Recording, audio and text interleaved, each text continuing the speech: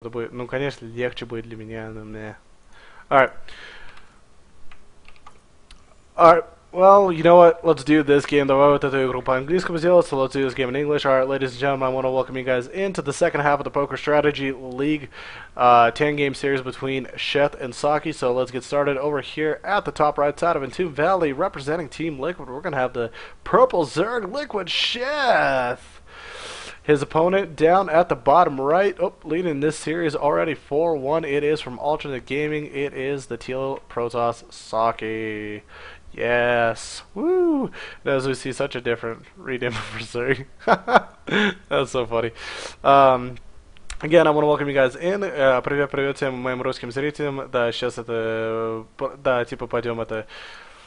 Да, давай по-английскому, давай покомментируем по-английскому. So, sorry, it was just kind of like, we're trying to figure this out. We're going to do a cool little thing where the first 5 games were in Russian, so we're going to do the second half of the games in English. So, hey, why not, right? If you can be a bilingual streamer, why the hell not, right? And it kind of works out cool because the first 5 games were played on EU, so we played them on EU, and for that we cast in Russian. So we're gonna replay the second half of the games on NA, so we'll cast it in English. Yeah, check it out. So a little bit of love to my English viewers. So, all right. Today, I don't know why, but I am a tiny little bit more, even though I slept for 4 hours, because I think it's the coffee finally kicking in, I'm a little bit more awake.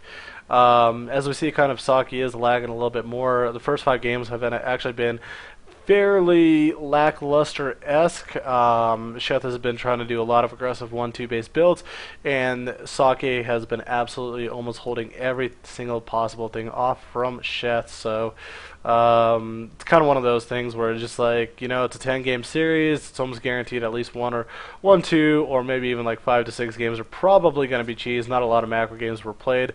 And again, when a Zerg tries to do some kind of all-in on really thin ramp maps, it's usually not going to work out in their favor, especially with the Protoss such as Saki at such a high level. If you guys are not familiar with these players, Saki, again, he's from Team Alternate, a German Protoss, one of the best German Protosses ever. Recently this year, the representative for the WCG Blizzard World Championship. He won the WCS. Not only did he win the WCS qualifier for Germany, he also won the WCS Germany finals. I mean, basically, he almost like double qualified himself to move on. Didn't have exactly the best results when it came to playing in the Blizzard World Championships. Lost 0-2 to Phoenix and somebody else. Again, I'm still trying to remember who the hell that last person was, but didn't exactly have the best of the best results. So here we go. We're starting off.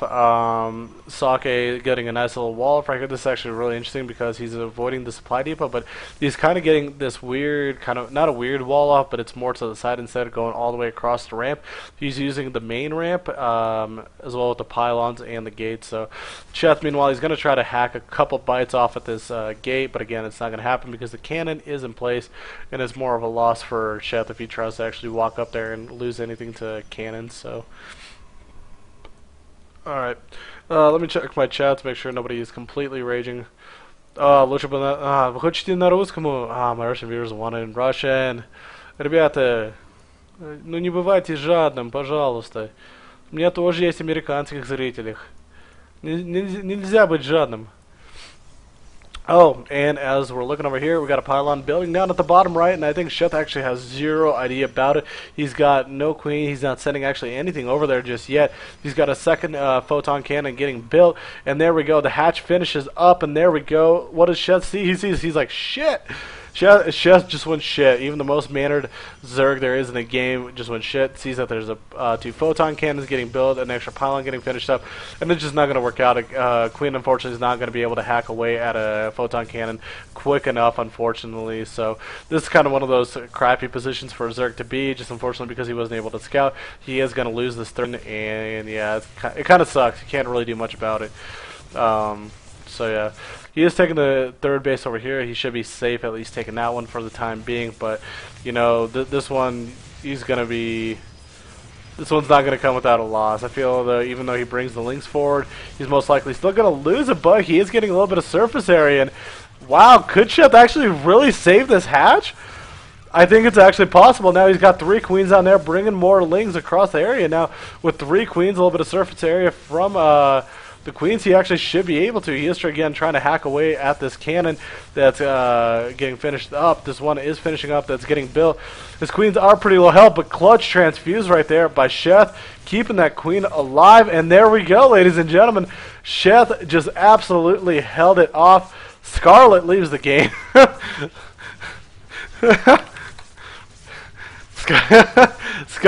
Scarlet leaves the game after she's seen enough. I actually didn't even know Scarlet was in this game.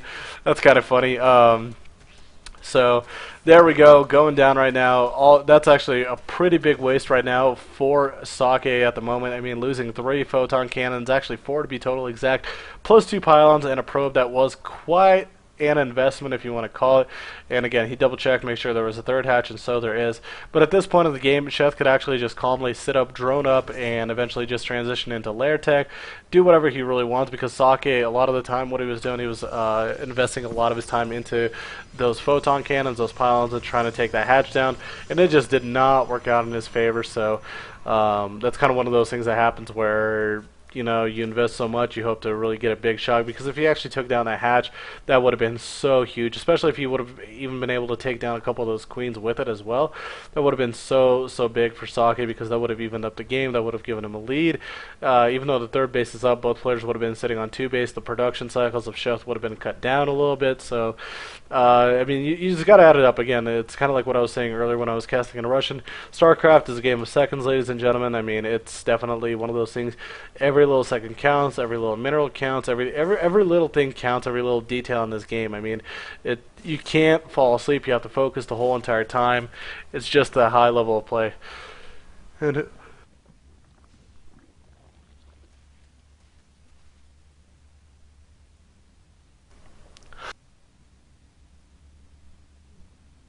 oh my god. Yeah. Okay. So, had to sneeze. Like I said, I am still a little bit sick. I'm a little bit sick, and that like sneeze alone just like put me back a couple steps. It like made me yawn, put me back to sleep again. It did pop my ear though, so now I can hear it a little bit better. So here we go, ladies and gentlemen. Socke here over here attacking at the third base, just taking Sheth's third down. Sheth actually really smart giving that third up. It was actually surprisingly a very fast, quick counterattack by Socke. Sheth didn't really prepare for it or put any spines over at the third base. He's getting a lot of lings out from what it looks like. Actually, no, not a lot of lings. It looks like roaches to be exact, 11. And if you can actually just be very patient, get a good surrounder here, and maybe even catch Socke coming up on the creep, you might be able to catch a lot of these units and be able to kill them, especially these zealots who are a little bit slower than the stalkers, if you want to call it. And again, there's not really much of a counterattack opportunity for Sheth at this point, because I mean, it's Entomb Valley, and this is kind of that problem that a lot of players complain about and have with Entomb Valley, because this map is so easy for a Protoss to grab a third, as well as easy to defend with just a couple force fields and put up all these gate walls with a couple photon cannons. Zergs really don't appreciate it. Especially, it basically allows for Protoss to hit really nice 3-base timings. On occasion, you'll see Protoss either 2-base Sentry Immortal all in, or if they try to do some kind of 3-base build, it usually comes a lot later. It comes usually a lot later, but because of this, such an easier third, he's able to focus his economy, do a really well attack. It's just something that Sheth doesn't want to engage into, and that's going to allow for Socke to hit a really nice timing, as it is.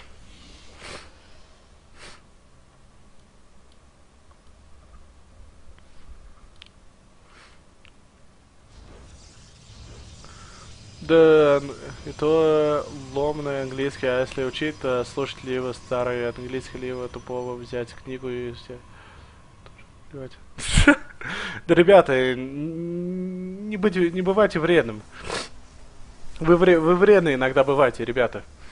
Не бывайте вредным, не ставьте себя в опасность. Иногда, правда, надо делиться ровно. Я знаю, что вы хотите, чтобы это было полностью русской трансляцией, чтобы, правда, для всех это просто 100% русскую комментарию добавили. Ну, правда, когда есть это сейчас способы по общему языку комментировать, по английскому, по русскому, это тоже это для меня помогает, потому что я могу пытаться это по общему языку, это чтобы это каждого зрителя, американский или русский, могу их добавлять это в типа вот этого шоу или комментировать.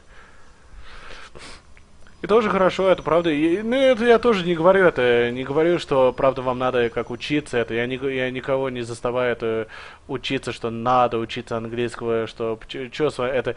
Я никак не буду как на вас орать это, я буду говорить, что у вас проблема, это почему вам не нравится английского, почему вы не знаете английского языка, вы что, тупые или что такого? Не, это я все понимаю, конечно, это когда вы смотрите АТСК 2 ТВ, вы хотите, чтобы вот это была русская трансляция, специально когда на главной.